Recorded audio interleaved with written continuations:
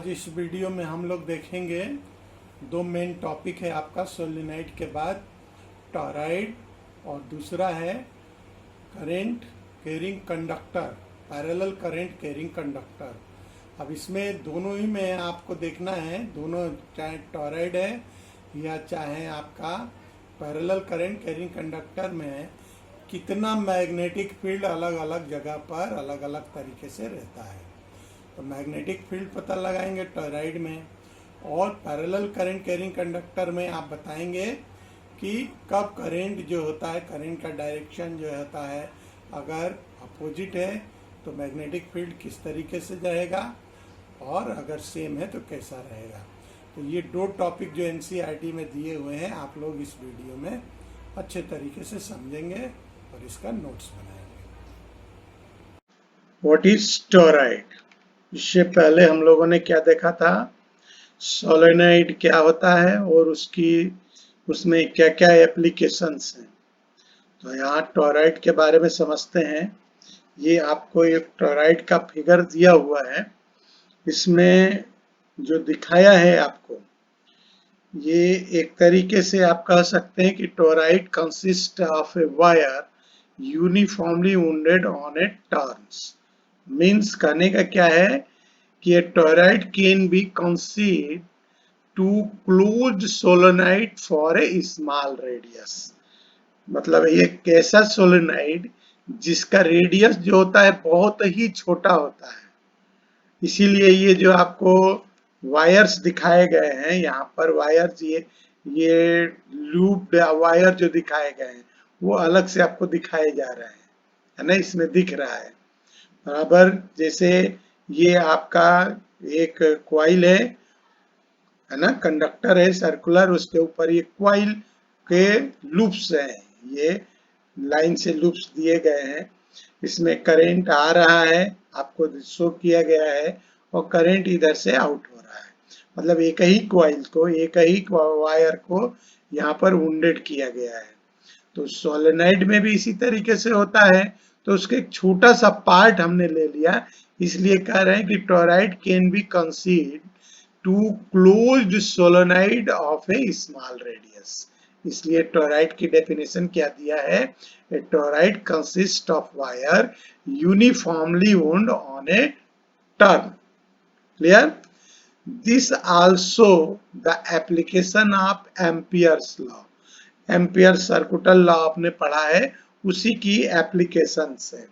तब यहाँ पर हमको देखना क्या है आपके कोर्स में एक्चुअली, कि मैग्नेटिक फील्ड जो होता है इस टॉरॉइड के ऊपर कहाँ कहाँ पर, आउटसाइड में, जैसे हमने एक पॉइंट लिया P1, P2, P3, इस टॉरॉइड में बाहर, टॉरॉइड के बिल्कुल सेंटर में और बिल्कुल बीच में कितना होता है ना, along द टॉरॉइड कितना होता है, और ये सेंटर के ऊपर कितना होता है, ये हमें पता लगाना है यहाँ पर। क्लियर? तो इसमें देखते हैं हम लोग वन बाय वन। पहले हम कंसीडर करते हैं एक पॉइंट P, और किस तरीके का आप हम लेते हैं, ड्रॉ एम्पीरियल लूप। क्या करते हैं, एक एम्पीरियल लूप बनाते हैं जिस कॉन्सेंट्रिक रहता है इस सर्किल से। ठीक है, तो draw an amperian loop through P1 concentric circle. तो यहाँ पर मैग्नेटिक फील्ड कितना होगा, ये line integral BDL, B dot DL, ये वेक्टर फॉर्म में हमने लिखा हुआ है, line integral B dot DL is equal to mu naught I। इसमें करंट जो है आपका म्यू नॉट I फ्लो हो रहा है। If the direction of the current due to the loop is inside and outside both, कहने का क्या मतलब है कि देखिए इस कॉइल से, इस वायर से तो ये अंदर की तरफ जा रहा है, और इसी वायर से ये बाहर की तरफ, यहाँ से जब जाएगा तो ये बाहर की तरफ जाएगा और फिर ये अंदर की तरफ आएगा। तो क्या है, if the direction of current due to the loop is inside and outside both, ध्यान दीजिएगा, due to the loop, so the net current is zero. यहाँ पर नेट करंट कितना हो जाएगा, बाहर भी जा रहा है अंदर भी आ रहा है, जितना बाहर जा रहा है उतना ही अंदर भी आ रहा है, तो टोटल करंट कितना हो जाएगा, 0 हो जाएगा। So the magnetic field at P1, बाहर के तरफ जो मैग्नेटिक फील्ड होगा वो, अगर करंट 0 हो जाता है, आपने ऑलरेडी पढ़ा हुआ है कि अगर करंट 0 हो जाता है तो वहां मैग्नेटिक फील्ड भी 0 हो जाता है। तो P1 पॉइंट पर ये जो बाहर है वहां पर मैग्नेटिक फील्ड कितना होगा, ये हमने लिखा है अपने मन से, B magnetic field at P1 is equal to 0। Clear. दूसरा हम देखते हैं कि इस सर्किल में जो इसका ये बाउंड्री है और इस बाउंड्री के बीच में अगर एक पॉइंट ले लिया, जैसे यहाँ पर P2 लिया हमने, तो magnetic field at the P2 कह सकते हैं मिडिल और इनसाइड द टॉरॉइड कितना होता है, चेक करते हैं इसको। ड्रॉ एंड यहां भी हम क्या करेंगे पहले, क्योंकि आपको मालूम है एम्पियर्स लॉ लगा रहे हैं आप, ध्यान दिए एम्पियर सर्कुटल लॉ, तो ये एक क्लोज्ड लूप रहता है, कॉन्सेंट्रिक सर्किल बनेगा। तो draw N ampere loop through the point P2 concentric circle. Clear. इसको हम अपने मन से ये ब्लू कलर से हमने दिखा दिया है कि यहाँ पर एक कॉन्सेंट्रिक सर्किल दिखाया है। तो नेट करंट कितना होगा, ये आपका सर्कल है तो इसका सरकमफ्रेंस आ जाएगा 2 पाई r, और नंबर ऑफ टर्न अगर n है, ध्यान दीजिएगा नंबर ऑफ टर्न बहुत सारे हैं लेकिन टर्न n को हम टर्न डेंसिटी बता रहे हैं। Turn density n is equal to क्या होता है, small n is equal to capital N upon L, ये पहले भी बताया जा चुका है।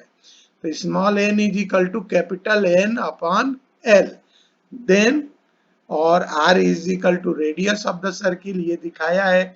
यहां से सेंटर से ये यहां तक की डिस्टेंस अगर r है तो टोटल आपका नेट करंट कितना आ रहा है, that will be 2 pi r n i।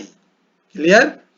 Magnetic field कितना हो जाएगा, line integral b dot dl is equal to mu naught, और i की जगह हम क्या लिख दें, करंट i की जगह 2 पाई r n i। तो यहां से क्या होगा, 2 पाई r कैंसिल हो जाएगा, मैग्नेटिक फील्ड कितना आ जाएगा, म्यू नॉट इन i। ये आपका टोटल मैग्नेटिक फील्ड है P2 पॉइंट पर, ध्यान दीजिएगा। क्लियर। ध्यान दीजिए अच्छी तरीके से। उसके बाद magnetic field eight point P3, मतलब इस टॉरॉइड के बिल्कुल अंदर, ठीक है, ये क्वाइल आपका वुंडेड है, इसके बिल्कुल अंदर कितना होगा ये अब हम देखना चाहते हैं। इनसाइड आप कह सकते हैं इसको। तो यहाँ भी जो पॉइंट हमने P3 लिया, यहाँ से एक एम्पिरियन लूप ड्रॉ करते हैं। Draw amperian loop through P3 concentric circle, ये कॉन्सेंट्रिक सर्किल बनेगा यहाँ से इस सेंटर से, ठीक है। There is no loop inside the circle, यहाँ पर ये करंट तो आपका यहाँ पर जनरेट हो रहा है, तो यहाँ पर कोई लूप नहीं है तो करंट 0 हो जाएगा, नेट करंट इनसाइड में 0 हो जाता है। तो मैग्नेटिक फील्ड कितना हो जाएगा, that will be also integral of line integral of b dl is equal to 0, then magnetic field is equal to also 0। तो ये टॉरॉइड से संबंधित कुछ बातें आपको उसकी एप्लीकेशंस जो है दिया गया है कि टॉरॉइड होता क्या है, मैग्नेटिक करंट कितना होता है और फिर मैग्नेटिक फील्ड कितना होता है। तो 3 पॉइंट पर हमने इस टॉरॉइड को लेकर के देखा कि मैग्नेटिक फील्ड कितना होता है एक्चुअली, ठीक है। अब हम नेक्स्ट देखते हैं, आपका नेक्स्ट टॉपिक जो दिया हुआ है that is force between the two parallel current, ठीक है। और यह भी आपको एम्पियर से ही सॉल्व होता है। एम्पियर की डेफिनेशन भी है इसमें, 1 एम्पियर की डेफिनेशन बताई जाएगी। तो यहाँ पर पहले लेते हैं एक हम प्री एग्जिस्टिंग मैग्नेटिक फील्ड। एक प्री एग्जिस्टिंग मैग्नेटिक फील्ड एक ऐसा फील्ड जिसमें ऑलरेडी मैग्नेटिक फील्ड होता है, ठीक है। If we bring a coil and current flow, then coil experience a torque, coil experience a torque. तो यहाँ पर देखिए ऑलरेडी मैग्नेटिक फील्ड है और जब आप करंट फ्लो करेंगे तो कॉइल क्या होगा, अगर उसमें कॉइल है तो वो एक मैग्नेटिक टॉर्क को एक्सपीरियंस करेगा, एक टॉर्क को एक्सपीरियंस करेगा। ये मैग्नेटिक फील्ड है, ये यहाँ पर ऑलरेडी मैग्नेटिक फील्ड है और करंट दिया आपने, तो इसके वजह से आपको मालूम है कि जब करंट हम फ्लो करते हैं वहां ऑलरेडी एक मैग्नेटिक फील्ड जनरेट होता है। तो दो मैग्नेटिक फील्ड यहाँ पर हो गए, मैग्नेटिक फील्ड स्ट्रांग हो गया, करंट है, तो इसके वजह से एक टॉर्क जनरेट होता है। अब हम क्या इसको हम फाइंड करेंगे कि फोर्स एक्सपीरियंस बाई, जब फोर्स जो टॉर्क है जनरेट होगा, टॉर्क का मतलब क्या है कि इसमें जो लूप है उसको मूवमेंट करने की कोशिश करेगा। टॉर्क का मतलब क्या है, उसको घुमाने की कोशिश करेगा। तो यह फोर्स जो कि force experience by current current carrying conductor in A pre existing magnetic field, इसके बारे में देखते हैं कि फोर्स कितना होगा। ठीक है, अब इसको समझिए अच्छे तरीके से। आपको मालूम है ऑलरेडी ये फार्मूला हम ड्राइव कर चुके हैं, लेकिन फिर से हम एक बता देते हैं कि फोर्स इज इक्वल टू क्या होता है, आई बी एल साइन थीटा। ठीक है, ये थीटा किसके किसके बीच में एंगल है, मैग्नेटिक फील्ड एंड करंट के बीच में ये एंगल बन रहा है। तो ये आप पहले से ही डेरिवेशन कर चुके हैं। तो I B L sine theta for force on the charge, charge के ऊपर कितना फोर्स लगता है, Q V cross B, V cross product यहाँ पर होगा, क्योंकि ये साइन थीटा को हटा करके हम क्या लिख देंगे, क्रॉस भी क्रॉस बी।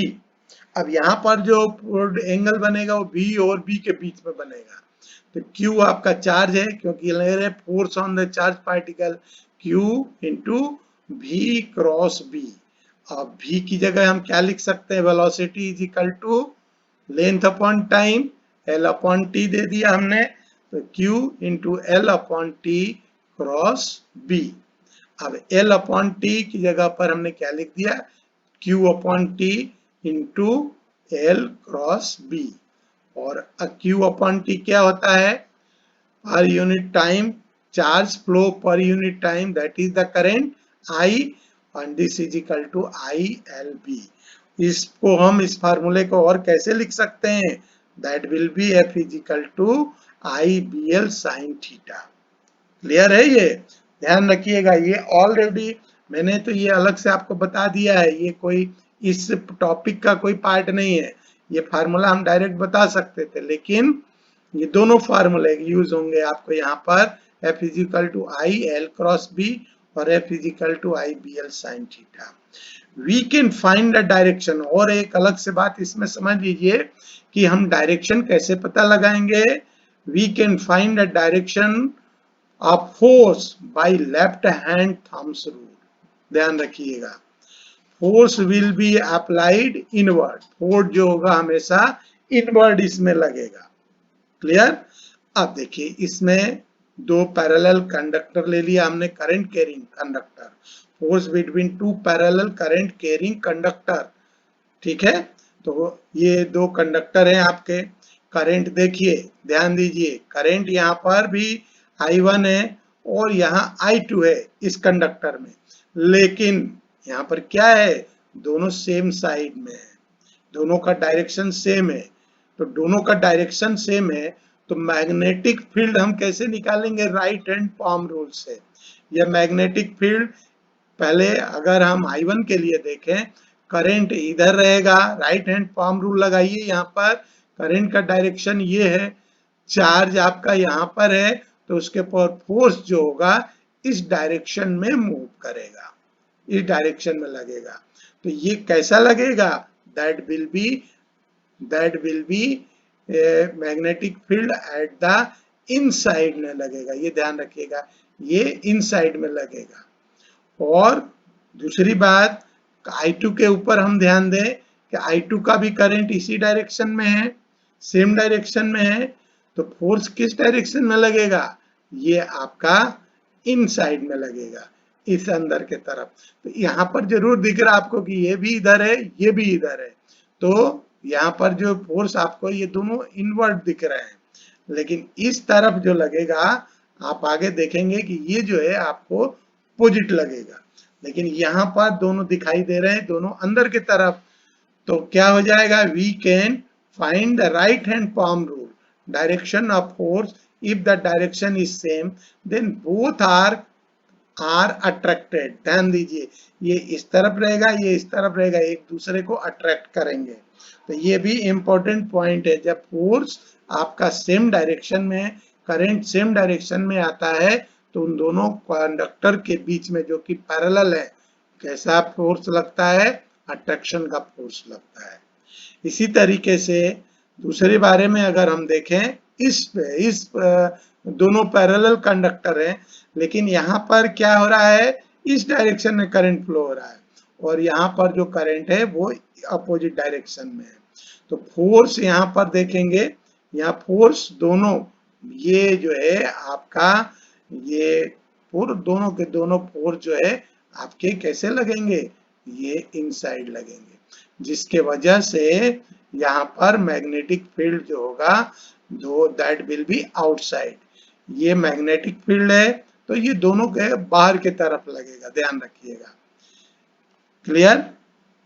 अब फोर्स के बारे में अगर हम देखें, जो हमने फार्मूला ड्राइव किया उसके आधार पर हमें मालूम है मैग्नेटिक फील्ड एट B1 जो पहला कंडक्टर है उसके ऊपर मैग्नेटिक फील्ड कितना लगेगा, ये फार्मूला आपको मालूम है, mu naught upon 2 pi I upon R, that will be magnetic field on the first conductor.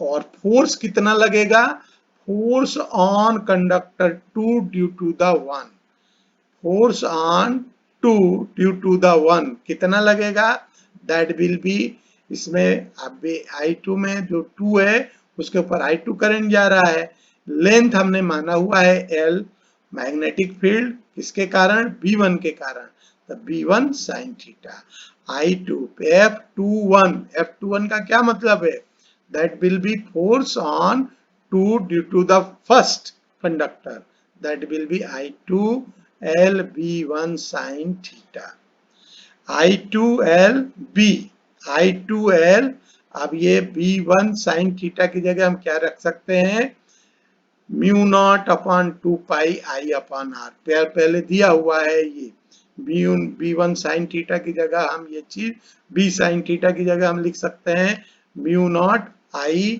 Upon 2 pi R।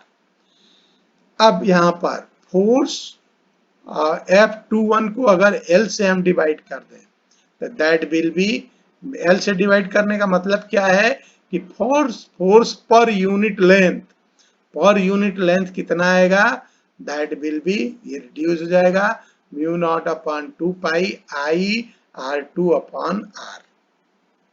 इसी तरीके से सेम तरीके से अगर आप निकालेंगे force on 1 due to the 2 per unit length, L से डिवाइड कर दिया तो mu naught upon 2 pi I1 R2 upon R, यह भी सेम रहेगा, आप कैलकुलेट करेंगे तो सेम आएगा। इसका मतलब क्या है कि फोर्स पर यूनिट लेंथ दोनों कंडक्टर में कितना आता है, सेम आता है।